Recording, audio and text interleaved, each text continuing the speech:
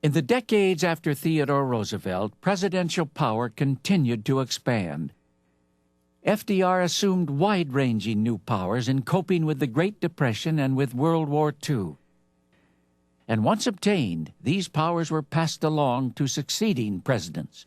But with increased powers come increased dangers, as the nation's founders once predicted. And the delicate balance of power of the American system was finally brought to a testing point in the 1970s during the presidency of Richard Nixon.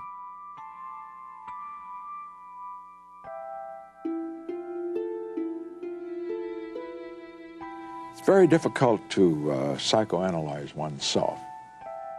Most people would give me rather low grades as far as what do they call charisma and gregariousness and all that sort of thing that the politician is supposed to have.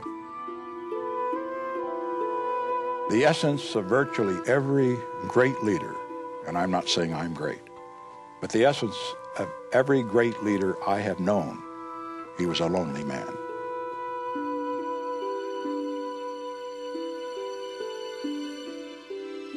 All his life, Richard Nixon was a loner, and yet he chose the most public of professions, turning himself into a master politician, a congressman, a senator, and Dwight Eisenhower's vice president. In fact, he was still very much of a loner when he reached the presidency in 1969. One finds when he got into the White House that he insisted on more privacy, more free time, more time away from people, more firm hierarchy in his staff than's been characteristic of our presidents. He insisted on having 2 free days a week when people were kept away from him. He was quite a strategist, Mr. Nixon was. More of a strategist than most of our presidents have been. But he wanted time to do that.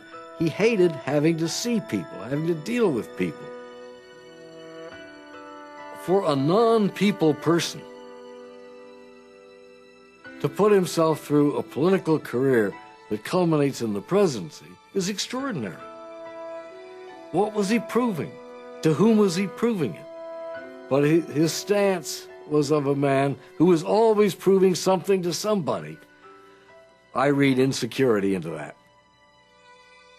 Richard Nixon was convinced that his ability to wield power was linked to his ability to prevent information from leaking out. From the day he took office, he cast a cloak of secrecy around his presidential activities. Not even his staff knew exactly what he was working on. Unpredictability is the greatest asset or weapon that a leader can have. And unless he is unpredictable, he's going to find that he loses a great deal of his power. Working secretly through his national security advisor, Henry Kissinger, Nixon bypassed the State and Defense Departments. Once he pointed to the Oval Office and said, "There's the State Department." We were obsessed with secrecy. As a matter of fact, I was paranoid or almost a basket case with regard to secrecy.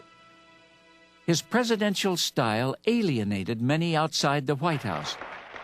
But Nixon got results, compiling a distinguished record of domestic accomplishments.